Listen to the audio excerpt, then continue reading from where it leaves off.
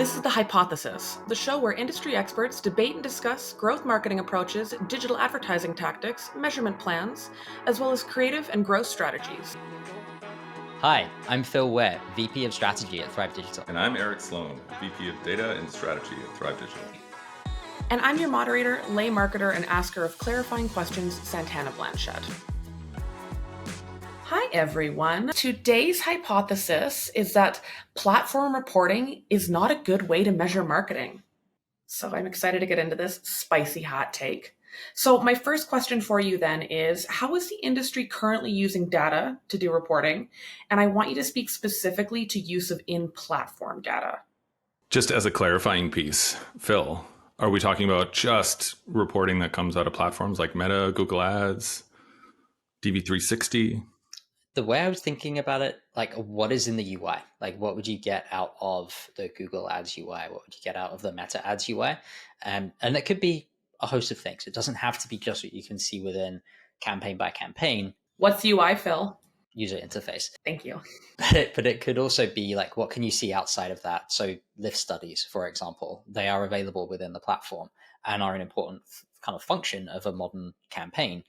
So those were the sorts of things I would attribute back to, in-platform metrics and in-platform things that we'd be measuring. Does that align with what you think, Eric, or do you have a different take? I was thinking typically in the industry, if we say, platform metrics or platform reporting, what we're sort of talking about is essentially one of two things. So it's the reports, of course, that come out of the platform, but it's, in-platform user behavior. So that would be your impressions, your clicks, your video views, reach, all of that. And then there is post-click or off-platform reporting. So anything that you're reporting on for conversions, that could include view-through conversions. It could include, micro conversions, landing page views, like any of those things, right? So it's sort of split up to me as those two pieces. It's interesting that you say lift testing, because I almost see that as an experiment. And I wouldn't default to that being a part of platform reporting. Mm-hmm. Yeah, the way I was kind of thinking through it was basically saying, well, what could anyone go and do within that platform? So what can they see without having a fancy marketing team who could do data science work within lift testing or do any causal impact testing? What could any consultant go and do who doesn't have that deep experience? And what would they have access to? So you're right, like all of the user kind of interactions that we would expect to see, clicks, views, impressions, all of that, of course. But you'd also hope that you'd have conversion tracking set up for the account and you'd be able to see what conversions are coming through against different campaigns or keywords or audiences. But you'd then also have this added element that I think is becoming more and more popular and more to the forefront as the industry becomes more aware about measurement, which is what is the lift? What is the value that campaign is bringing to the top line? But yeah, I do think that even still, the in-platform measurement that we do have and in-platform metrics we do have do not directly correlate to business results. I've seen that many, many times in my career. And I think the industry and a lot of what I've seen brands do is think that what is going on within the platform directly correlates to business results. And we'll get to that a little later. But as far as like how I see the usage of these tools at the moment is there is the real-time information that people are getting out of the platform. User engagement, as we said, conversion related, auction related sorts of information and metrics. And that's used for day-to-day decision making. So what is our performance today versus yesterday? What is our performance versus last month? And that is all used to make day-to-day decisions. But where the platforms are evolving and where I'm seeing people directly use these platforms more and more is in that lift testing space, and using meta lift studies. Google is kind of improving in that area and offering some of those studies too, from what I've seen. And that's where I'm starting to see the industry shift to a little and use some of these tools a lot more frequently. Right. Phil, I want to interject. I'm going to be a little bit annoying this episode and asking lots of clarifying questions just to make sure that our audience is following along. I need you to define what a lift study is for me and why a brand, like what is a lift study and why do they care? 100%. So a lift study is essentially where you've got two audiences. in a very simple term, one is exposed to an ad, one is not exposed to an ad. The ads that, or the users that are exposed to an ad, do they convert at a higher rate than those who are not exposed?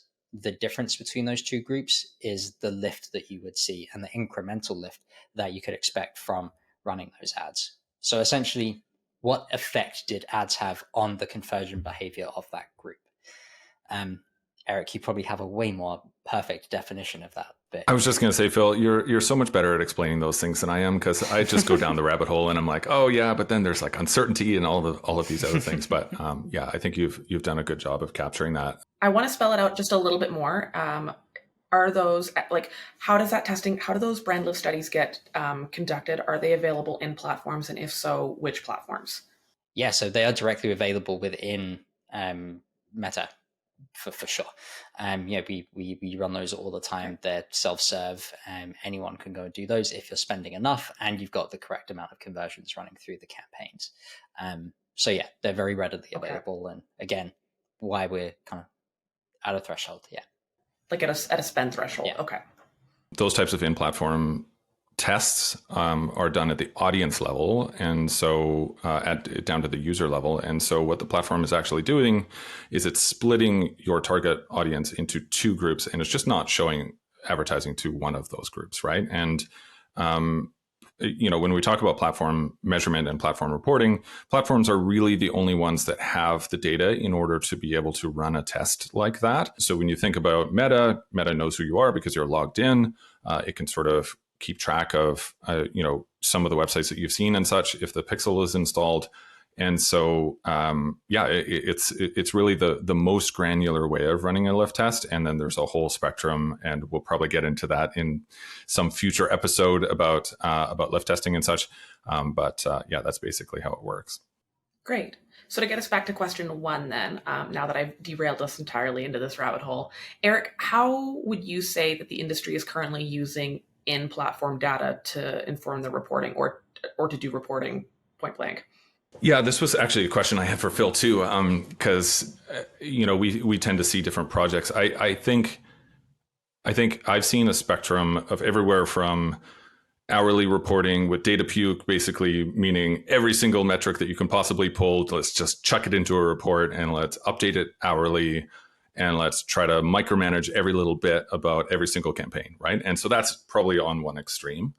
And the other extreme would be not looking at anything platform metrics related whatsoever, and only looking at, say, Google Analytics, or looking at some other attribution vendor, their reporting, and just sort of discounting in-platform metrics for everything about making business decisions. And so there's kind of everything in between. I would say that the typical project, though, is probably focused on platform reporting for day-to-day decision-making, week-over-week decision-making, a little bit of executive decision-making, and that's probably the line where I would draw, in terms of maybe going a bit too far with platform reporting, and that's why I'm looking forward to this discussion.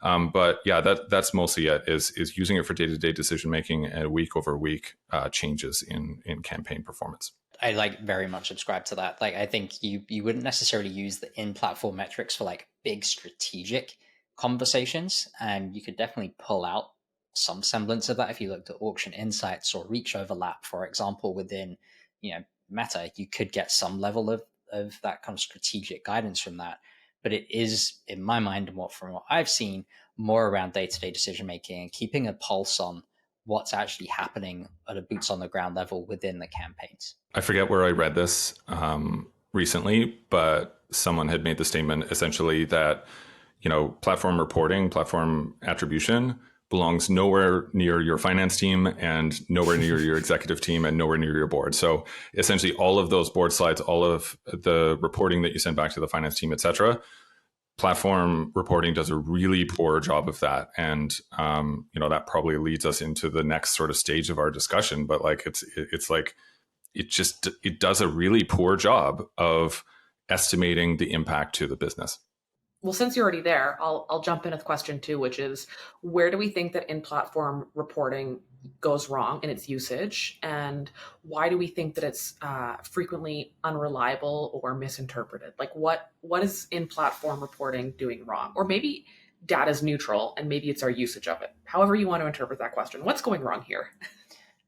I think one of the things that I've seen from out my kind of career is overreactivity to in-platform metrics, and especially when, as you said, Eric, like you are presenting data on a day-by-day basis to an exec team. That exec team are really interested in that data. They're very curious, which is incredible. However, like it can lead you down some rabbit holes that are not necessarily like the most productive in terms of what the business priorities should be at that given moment. So what we've seen from that perspective is, let's say as an example, you are presenting some information about search impression share, and search impression share on a non-brand campaign has gone from, let's say, 60% to 55%.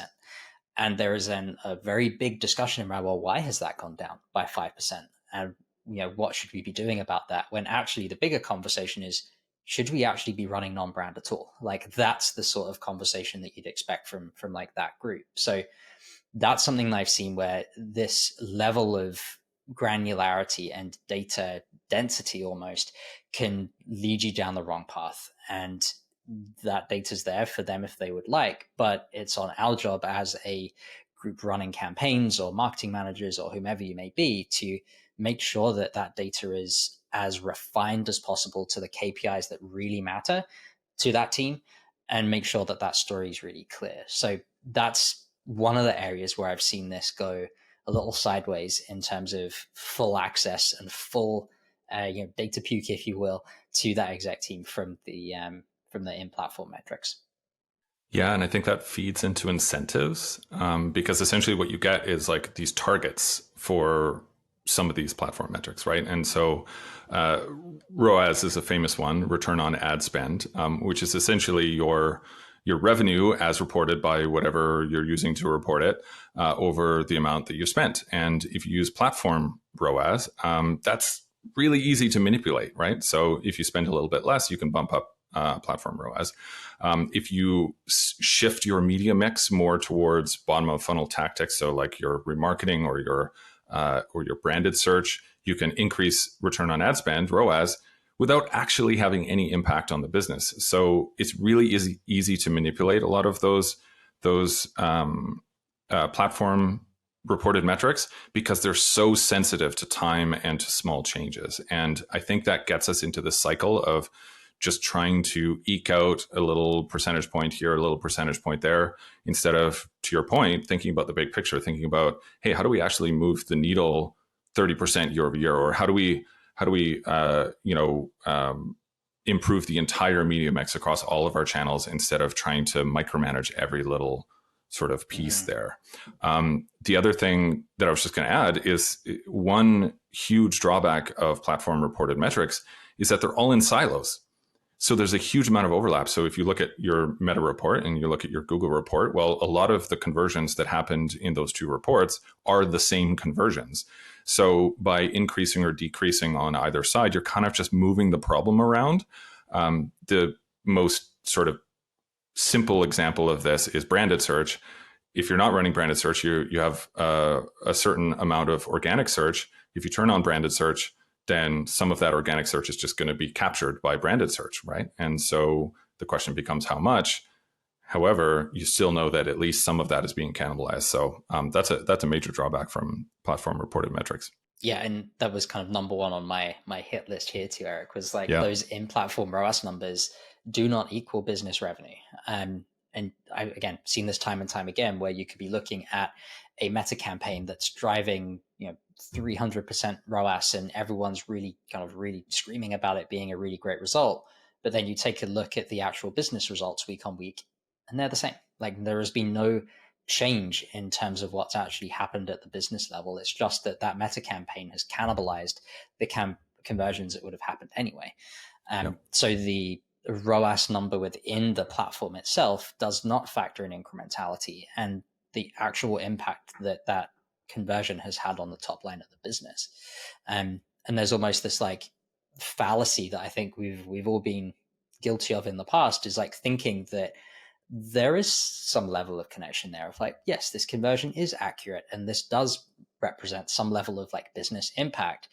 But the industry is kind of like waking up to the fact that that's not necessarily the case. And clients and brands are getting a bit more sophisticated when it comes to thinking about, is that conversion number, is that ROAS actually correct from the in-platform reporting?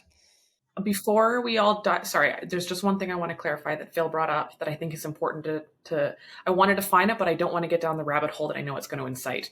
Phil, can you give me a very brief high level, and we'll literally do a whole episode on it later, but give me a very brief high level because it's going to come up again of what you mean by incrementality. For sure. So incrementality is essentially the estimated amount of conversions that a campaign is actually driving against what could have happened anyway if you didn't have ads. So similar to what I mentioned earlier about lift testing, an incremental conversion is a conversion that would not have happened if there wasn't an ad there. If a campaign is 100% incremental, every single one of those conversions happened because of your advertising. That's very rarely the case, though. There are often conversions that would have happened regardless of if you were advertising or not. The difference between those two scenarios is essentially your incremental impact or incremental amount of conversions or revenue that you drove. Perfect. Thank you. The interesting thing about incrementality is that it is just business result, right? And people, I feel like people overcomplicate it too, and they think like, oh, it's this series of tests and all that kind of stuff. But it's just the impact to the business that your advertising had. That's it. Which is the whole point of doing advertising in the first place. So incrementality or business impact is really the kind of only thing that matters. But yeah. Yeah, and there's a famous quote. I can't remember where it's from. I don't want to misquote the person, but it's 50% of my marketing budget is not working. I just don't know which 50%. And it's that sort of mentality that I think is kind of like having a resurgence at the moment around what is actually working within my marketing program and how should I be validating those results. And we could spend episodes and episodes talking about measurement, and we plan to. But I think the kind of conversation at this point is really just saying like the platform level metrics don't reflect that. They are greedy. You look at a Meta and a Google, they don't really care if they're over attributing. They just want to make their numbers look as good as they possibly can so that you keep investing. Putting the very siloed hat on. But that's essentially kind of the critical view that we as marketers need to have in that moment, is to realize that like the incentives are not always perfectly aligned for business growth for the brand advertising. And there needs to be that extra layer of validation on top of what those business or what the in-platform results are actually saying. Now you've set a trend, Phil, with like 100-year-old marketing statements or something. So we had one in our first episode, and now we have one in our second. So now we have to come up with a third one. We do. I got to get researching. The part that adds complexity to this conversation is that it's also on a spectrum, right? And so if you take an easy example of a really small business that has 0 sales and you spin up a search campaign, every single one of those is going to be incremental because you're just reporting on the only sales that happen, right? So you're introducing the only sales that happen. The flip side of that is, a CPG brand that's only working through, third-party retailers and is super complex and has a ton of different, ways of reaching their target market, right? And there's everything in between. And I think that the further away from that small, simple example that you get, the less platform metrics become a good estimate of the impact to the business, right? And so for a really complex business, even one that is, not the size of a large CPG brand, but 100 million ARR or something like that, incrementality from platform metrics is impossible, right? And you need to be running those experiments and all of that. That's what we're referring to when we say, hey, these platform metrics shouldn't be in a boardroom. They don't deserve to be in front of your finance team, et cetera. If you're running a smaller startup and you're just getting your first customers, absolutely, that's a great indicator of how effective those campaigns are. Keep using it. You don't need fancy experimentation or anything like that. Platform metrics do just fine there. 100%. Is there anything else we want to go over where we think that they go wrong before we move on to what we should be doing instead? Yes. How much time do we have? One other thing I'd add is it can add too many focus areas or too many KPIs. So if you're looking at the plethora of information we have from any of these ad platforms, what you can sometimes see is that you get multiple goals that are sometimes in conflict with one another. So we don't necessarily want to have multiple primary KPIs because sometimes you can make one go up, but another goes down inherently. Let's say that we want to get way more aggressive in an auction. By doing that, we push up CPC and we may push down ROAS. Cost per click. Cost per click, yes. So there's always going to be a give and take with those things. And we need to make sure we're really refining down, well, what is that primary KPI and not having multiple different ones that we're getting from the ad platform because, yeah, they can be in tension with one another. Yeah, that whole subject fires me up because I saw a post actually the other day on LinkedIn that had essentially 10 KPIs for every program within their marketing team, right? So there was like content marketing, 10 KPIs. There was SEM, there was 10 KPIs. There was social media, there was influencers. Essentially everything had 10 individual KPIs. And it became this image that was so large and so daunting to even look at that it's like, what are we doing here, right?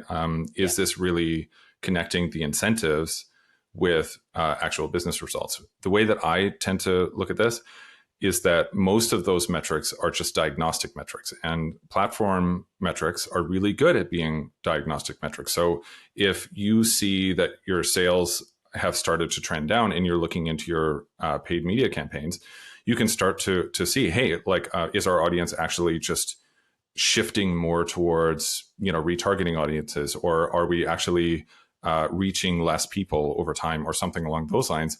That gives you some diagnostic to understand what lever has been changing, which is actually resulting in business results. 9 times out of 10, in fact, probably 99 times out of 100, your platform ROAS, the return on ad spend, will be exactly the same, even if sales are starting to decline in the business, because again, like we're saying, platform metrics aren't tied to actual business results, but they are really great at trying to understand the diagnostics of what's going on within your campaigns. Yeah. This almost reminds me of, I've had a couple clients in the past at my past agencies, and I think oftentimes in platform reporting and its relation to senior leadership can also be a good benchmark of trust and psychological safety within an organization, because I find the more people are scrambling for all these data points, sometimes the harder those lines of communications can be. And the joke this almost makes me think of is it's almost a bad thing now that I have access to my blood results, right? I'm like in there, like reading through. It's my doctor. My doctor needs to tell me what the interpretation is. Like those are just levers that you can use to make like good inferences. For some of us lay people, for some of your financial execs, they might get into the WebMD of metrics analysis, but it's not helping them to have that data, right? Yeah, it's analysis paralysis, right? It bogs you down in a lot of ways. Because as Phil says, like you might move one up and then another one goes down. And so you're just shifting the problem around and always chasing something without actually lifting the thing that actually matters, which is growing the business. Yeah, absolutely. Same thing goes. Like I've seen another thing in this realm where you have an efficiency goal, but not a volume goal.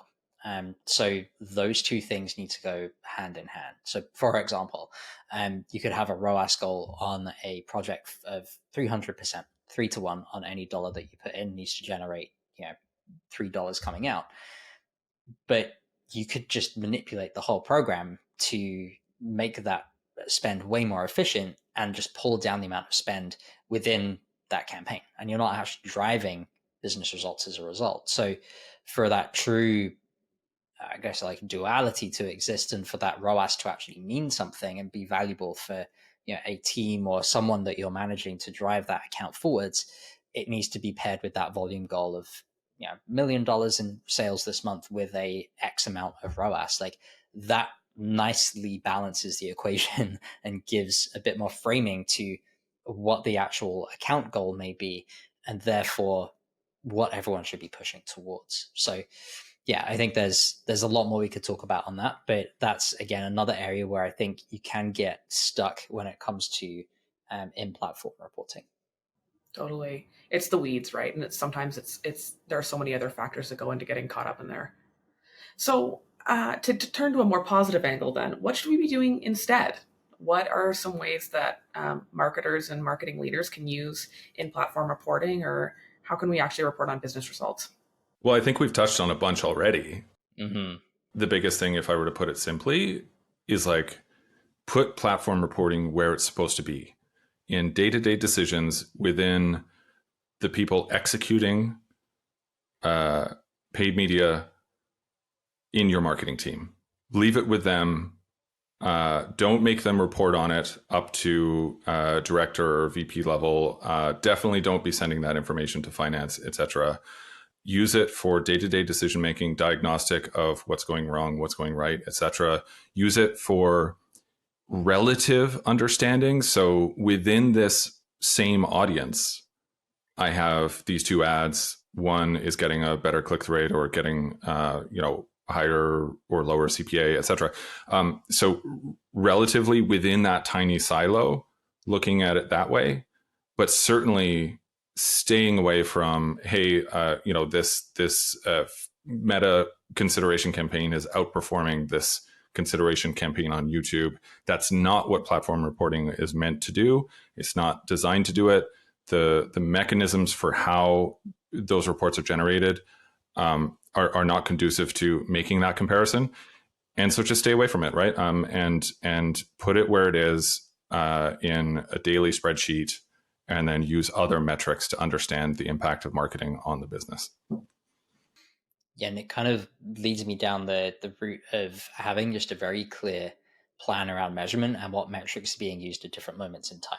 So should you be looking on a daily basis at the in-platform metrics just to make sure that the kind of predictive and leading indicators of an account are moving in the right direction, i.e., is my click volume about the same as yesterday? Is my CPC about the same? Like, those things give you a general health check on, have things changed drastically day over day? And again, things can change. A new person could enter the auction and bid you out. A conversion issue might be present within the campaigns. Those are all very important things to keep a track of on the day to day. But over the week to week or month to month basis, that's where different sorts of reporting needs to come in and different sorts of measurement need to come in to validate what's going on within the platforms. So not every business is going to need to do really advanced incrementality testing, but you should be able to go and do in-platform lift studies or go and do very clear assumptions around, well, what is the actual incremental impact of these different channels? And then very critically on a quarterly basis or even monthly basis, look at a metric like MER, like marketing efficiency ratio, that looks at your marketing spend and your overall top line revenue as a very clear ratio. So are you seeing that improve, or are you seeing that get worse? If that ratio is getting worse, then your campaigns are not necessarily eating, or they're not necessarily driving up more and more revenue. They are just taking up more and more spend within your overall amount of revenue that you're generating. So therefore, not incremental. And that would be a big alarm bell for a CFO, and saying like, I should probably look a little more into that. Those sorts of metrics are the ones that a C-suite team or a leadership team should be looking at, to try and determine the efficacy of any given program that's going on and the growth that it's contributing to the business. Something that you have a lot of experience with that might be helpful to our audience here is, how do you recommend communicating some of that data to some of the C-suite and some of those decision makers? Because you do that on a day-to-day basis and you do it well. So I'd love to hear your tips on how people can do a good job communicating data to their execs. It's a case of keeping it simple and really making sure that you are showcasing to them how you're thinking about it. So like we just spoke about, on a day-to-day basis, we are looking at these things. We are not talking about that right now. We are talking about these very key metrics that we should be focused on. Talking about click volume on a day-to-day basis, like that's, for lack of a better expression, below your pay grade. And we should be talking about MER. We should be talking about the impact of these campaigns having on the overall marketing budget. Really talking about, well, what investments should we be making as a kind of collective to grow the business moving forwards. And that shouldn't just be grounded in, the metrics we're seeing from ad platforms, the ad platforms can contribute to that. Let's say we've got a conversion rate problem on our competitor campaigns. Hey, CFO, help us figure out how to be more competitive in XYZ space and help us create a new landing page, or help us invest in opening up budget to go after these competitors more. Pick your example, but that's where these ad platforms can help us as a diagnostic tool to say where the problem is and where that C-suite person can really help. But again, tell a story with that data. Don't just present tables upon tables upon tables of information, because analysis paralysis happens and you essentially lose the audience. So that would be my 2 cents. Eric, I'd love to hear your thoughts too. Yeah, the only thing I would add to that, because that's great, is just alignment on the assumptions. I think is so important, right? And so, what do we think marketing is actually meant to do here? And so, is it just customer acquisition? Is there a retention component? Are we trying to drive profitable growth? Are we trying to drive just pure growth at all costs, or break-even growth, etc.? Understanding those assumptions, but then taking that and mapping it across the media mix as well. And it really leads you down this path of looking at things like meta in-platform reporting and being like, hey, we're not going to look at this in the context of these assumptions about what marketing is doing for us, because we know that these numbers don't answer that question. So we're going to go out and we're going to find different KPIs to answer that question, right? They're going to be more tied to the performance of the business. They're going to be more tied to how our total addressable market is actually interacting with the brand, etc. And so just mapping out those assumptions, I think, is really, really key. And getting the executive team on board with those assumptions and making sure that they understand them is like the foundation to marketing reporting. Because if you just go to them and throw a bunch of metrics at them and they don't understand them, or they don't connect with the things that they're thinking about every day, it's just going to land flat, right? It's just going to, I used data puke before. Even 5 numbers can be data puke if they don't mean anything to someone who's supposed to be ingesting them. So really getting in front of those assumptions, making sure that they understand what marketing is actually supposed to be doing, what is the function in the business, and what numbers can we look at that actually tie to those assumptions. And what you'll find if you do that exercise, 9 times out of 10, it's not platform reporting that actually ties to that. Again, with a small company or something like that, it very well may be, right? But going through that exercise makes it custom for the business, for the purpose of marketing in that context. I mean, to kind of add another layer to that, like treat your exec team as the kind of like a consultant. Like you are going in trying to help them figure out how to like run a better marketing program and ask questions, like do a little discovery with them on like what's important to you, what should we be talking about in these moments, and not just presenting what you think is important, but be opening that dialogue on what should we be talking about in these moments. Here are our ideas, but what's important to you, and what do you have to answer to the board on outside of the obvious, and what should we be really kind of talking about. Does your CFO care about how many add to carts you got last week? No. Hopefully not. We hope not. That's someone else's problem. But yeah, I mean, they probably would care if that's dropped off by 50% for 3 months. Not if revenue went up. No, that's true. Yeah, exactly. But if it points to a larger conversion rate problem, like because they're not offering financing to their different clients or whomever it may be, like those are real world problems that we've interacted with before. But that's the sort of thing that I think does make its way up if it needs to. So, that's high impact and can have a material impact on the business. Yeah, and that's such a good example of using it as a diagnostic, right? Because you're diagnosing a broader problem using these metrics as opposed to trying to represent the impact to the business. Definitely. So what I'm hearing from you, to summarize a little bit then, is when we talk about what we should be doing instead, what I've heard is that really we need to treat in-platform reporting as a means to either answer the question of are we hitting our business results? Oh, there we go. And number 2, are we are we meeting the business goals that we set out? And then does this answer a question or a problem that we've been trying to solve? Yeah, I think that's fair. And the other thing I'd throw out there, and this may get a little rabbit holey, but pull me back if so, is really trying to understand, or how does that measurement plan impact how we look at in-platform metrics? So if we can think through, and we've done a lot of testing around, Google non-brand is 50% incremental, then we should be discounting any of the in-platform measurement results that we're getting from that specific channel, and not just taking what the ad platform says at face value. We should be reporting on the performance of that using a metric like iROAS, incremental ROAS, or return on ad spend, to really validate and bring to the forefront what that channel is doing for us, from a ROAS perspective. And again, try and pull those two worlds together, because looking at in-platform metrics is so easy. Like it's right there. You don't have to do much data manipulation. Like, all the ad platforms are great at filtering different campaigns and ad sets and ads.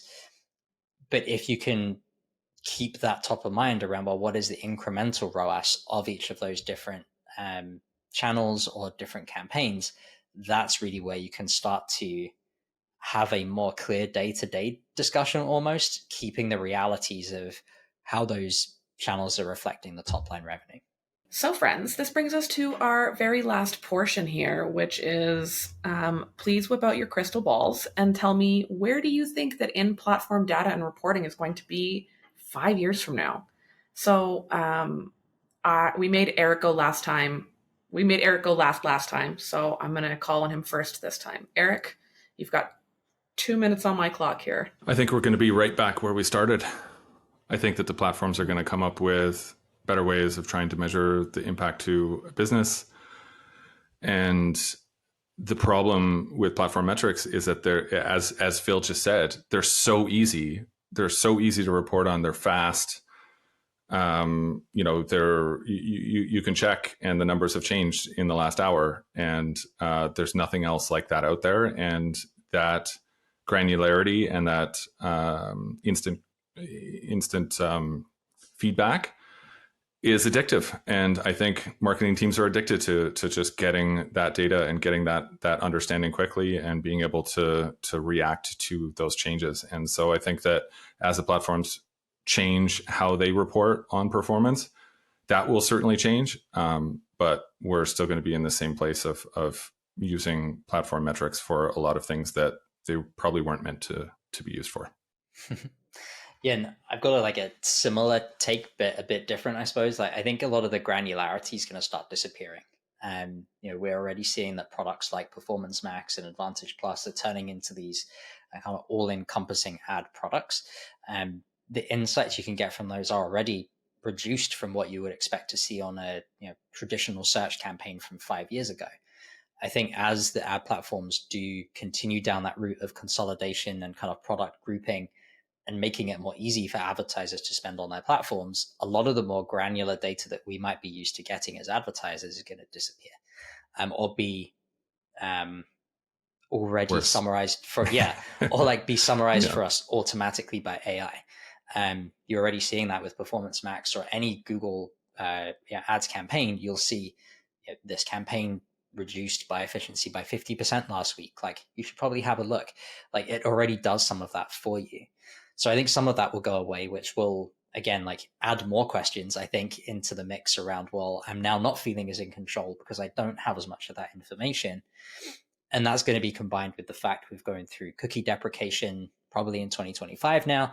But there will be less and less information, I think, at our fingertips. So to Eric's point, yes, we were all kind of addicted to that information, but I do think some of that's going to be diminished. And what that's going to lead to is ad platforms wanting to put a bit more out there in terms of this lift testing that we've spoken about a bit on this call, and have that be more integrated into the ad products themselves. Because if you see that Meta is offering a bunch of this or these products to instill confidence with their advertisers, Google's going to want to match that because you might start to see, well, hey, Google's not necessarily offering that sort of validation. I'm going to move my budget over to Meta. Just very simplistic example, but I think you might start to see a bit more of that lift testing ingrained directly into the ad products. That would be my crystal ball take. At this point, my crystal ball says that there might still be cookies in 5 years. Yeah. Yeah. Okay, well, thank you so much for all of the great data that we got from today, friends. This has been The Hypothesis. Thank you so much for tuning in. For show notes or to get in touch, find us at thehypothesisshow.com or at Thrive Digital, both linked for you in our description box. And if you liked today's episode, we'd love if you'd rate and review wherever you're listening or watching. Thanks!